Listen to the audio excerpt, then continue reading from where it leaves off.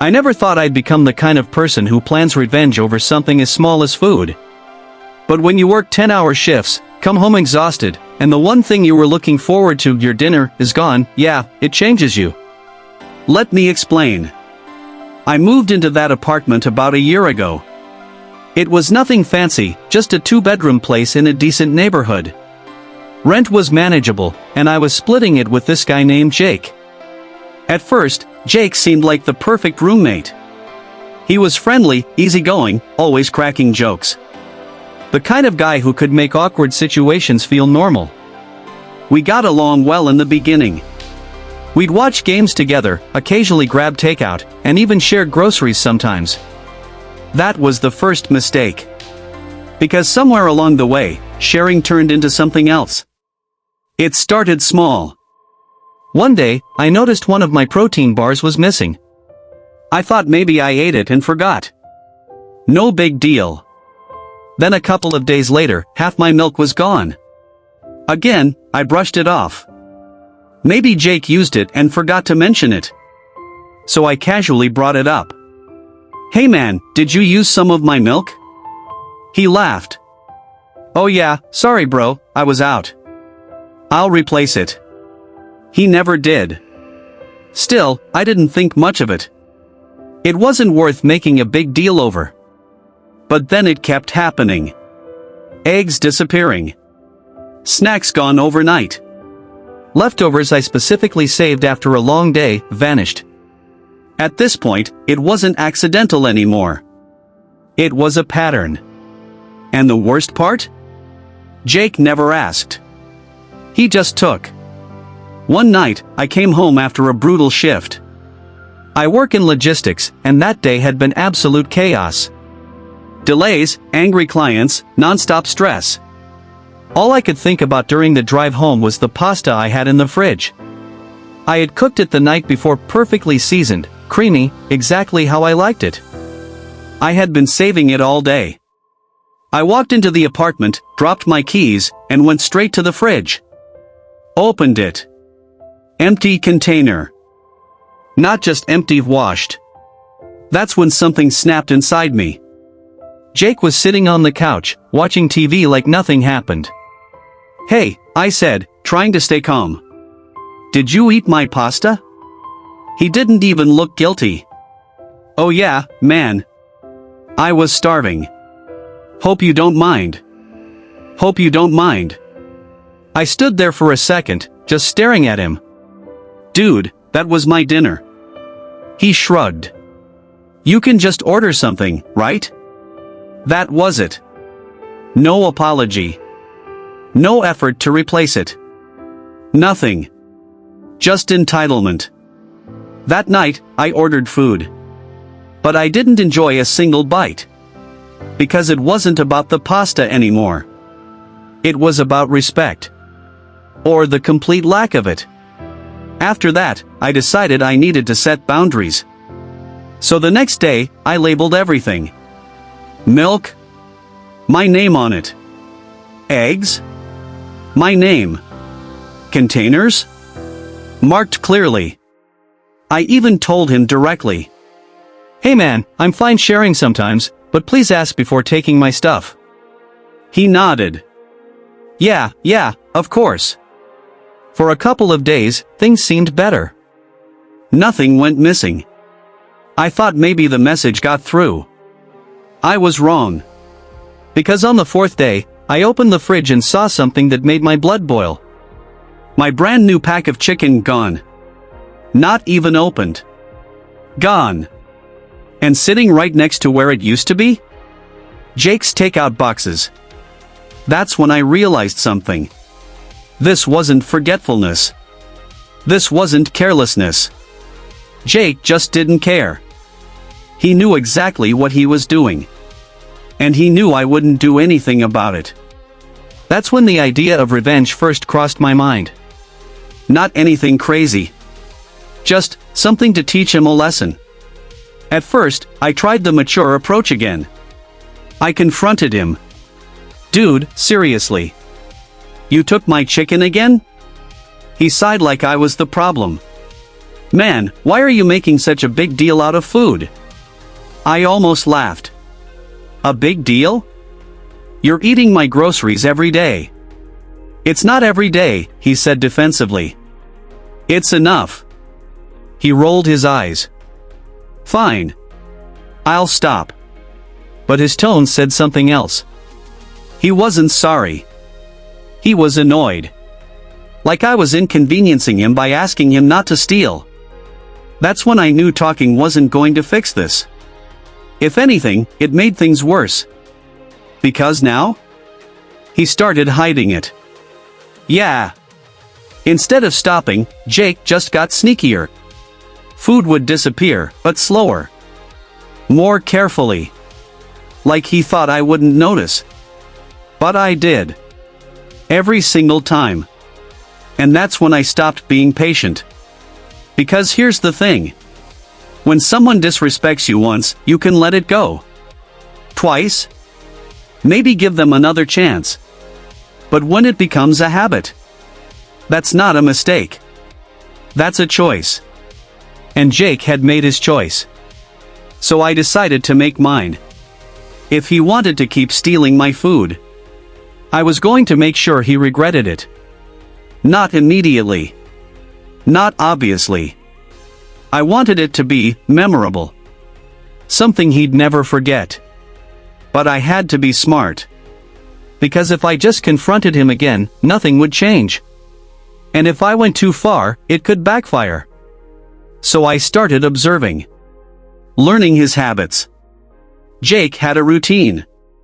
He came home late, usually around midnight. That's when he'd raid the fridge.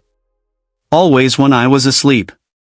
He'd open containers, take whatever he wanted, and clean up just enough to make it less obvious. But not enough. Never enough. That's when the plan started forming. Slowly. Carefully. I wasn't going to stop him. I was going to let him steal. But this time, he'd be stealing something very different. Something he wouldn't expect. And definitely wouldn't enjoy. I remember standing in the kitchen one night, staring at the fridge, thinking about everything he had taken from me over the past few months. Not just food. Peace of mind. Respect. Trust. And all for what? Convenience? Laziness? Or just pure selfishness? Whatever it was, I was done being the nice roommate. Because clearly, that wasn't working. So I went to the store the next day. Not for my usual groceries. This time, I was shopping with a purpose. And what I bought was the beginning of the end for Jake. The next day, I walked into the store with one clear goal in mind. I wasn't there to buy food. I was there to set a trap. And I knew exactly what I needed. I picked up a few normal groceries first, milk, eggs, bread, just to keep things looking natural. But then I moved to the section that mattered. Spicy sauces. Not just regular spicy. I'm talking about the kind of heat that makes grown adults question their life choices. I grabbed the hottest sauce they had. Then another one. And just to be sure, something even stronger. If Jake wanted to keep stealing my food, I was going to give him something worth stealing. That night, I got to work. I cooked one of my usual meals, something I knew he wouldn't be able to resist. Creamy pasta, rich sauce, perfectly seasoned. Except this time, I added something extra. Carefully. Precisely. Just enough to make it unbearable. But not enough to actually harm him. Because let's be clear, I didn't want to hurt him. I just wanted to teach him a lesson he wouldn't forget. I mixed in the sauce slowly, tasting it along the way. By the end, it looked completely normal. Same color. Same smell. Same texture. But hidden inside? Pure fire. I packed it into a container, labeled it like usual, and placed it right in the front of the fridge. Exactly where Jake would see it. Then I waited. That night, I pretended to go to sleep early. Lights off. Door closed. But I was wide awake. Listening.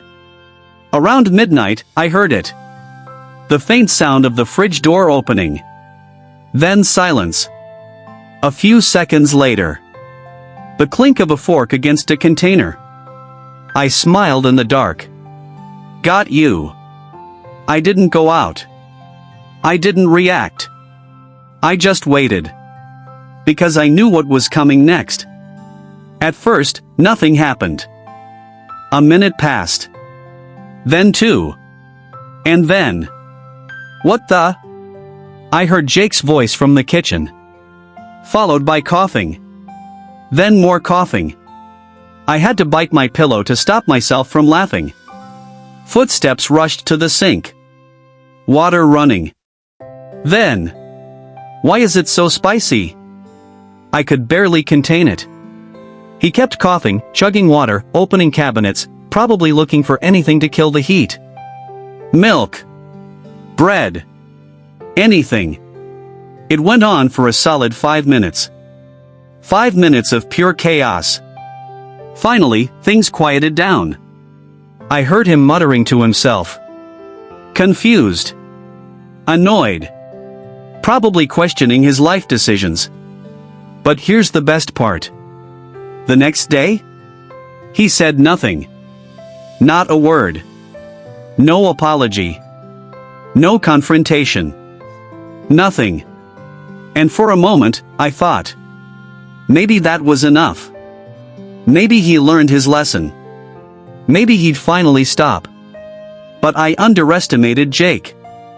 Because 2 days later, food went missing again. Not as much. Not as obvious. But still happening. And that's when I realized something important. One lesson wasn't enough. He didn't just need a warning. He needed a pattern. So I did it again. Different meal. Same idea. This time, even more convincing. And once again. I waited. Midnight. Fridge opens. Container taken. Silence. Then. No, no, no. Louder this time. More panic. More regret. I almost felt bad. Almost. The next morning, he looked tired. Like he'd been through something. But still. No apology. No acknowledgement. Just silence. At this point, it wasn't even about revenge anymore. It was about proving a point. So I kept going. Not every day. Not every meal. Just enough to keep him guessing. Some days, the food was normal. Other days? A nightmare. And slowly, things started to change. Food stopped disappearing as often. Then even less. Until one day, nothing was missing. For the first time in months, everything I bought was exactly where I left it. No empty containers. No missing groceries. Nothing. I didn't say anything. Neither did he. But the message had finally landed. Or so I thought. Because a week later, something unexpected happened. I came home from work, opened the fridge, and saw a note. On my shelf. On my food. It said, "Hey, I'm sorry for eating your stuff. I didn't realize how annoying it was. Won't happen again." I stood there for a second, reading it twice. Part of me was surprised. Part of me was satisfied. But mostly, I was just relieved. Because finally, it was over. Later that night, Jake actually came up to me. First time in a while. "Hey man," he said, a bit awkward. "About the food thing." I was out of line. I nodded. "Yeah, you were." He scratched the back of his neck. "I just didn't think it was a big deal at first. But, yeah. I get it now. I almost laughed. "Oh, you definitely got it now." But I kept it simple. "Just ask next time." He nodded. "Yeah. I will." And surprisingly, he did. From that point on, things were different. No more missing food. No more late night stealing.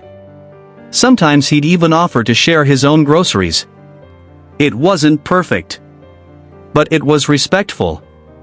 And honestly, that's all I wanted from the beginning. Looking back, maybe I could have handled it differently. Maybe I could have been more patient. More direct. But sometimes, people don't learn from words. They learn from experience. And Jake? He needed to feel it. Literally. So yeah. Maybe it started as something small. Just food. But in the end, it was about boundaries. Respect. And making sure people understand that kindness isn't weakness. Because if someone keeps taking advantage of you, at some point, you have to remind them. So yeah, he never touched my food again. And honestly, I don't think he'll ever forget that taste.